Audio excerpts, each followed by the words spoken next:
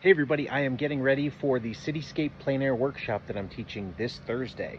If you're not signed up for it yet, then I'll make sure to leave some details in this description. But if you are, this is how I'm gonna prep my panels, and if you wanted to do it, you can do the same.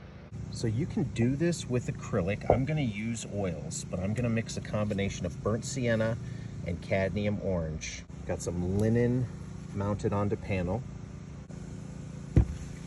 First thing I'm gonna do is just loosen up the surface with a little bit of oil.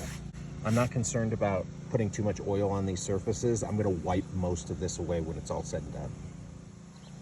I'm gonna use slightly more burnt sienna compared to cadmium orange. I'm basically doing that because I want my brown to be a little bit more orange, and I want that warm undertone to go underneath colors like the sky, for example. I'm gonna keep working this around, and then I'm gonna wipe off almost all of it. It's all pretty much worked in here. Now I'm gonna go back with a little bit more oil again to loosen it up and peel away some color. There is one down. Now I'm gonna do the other.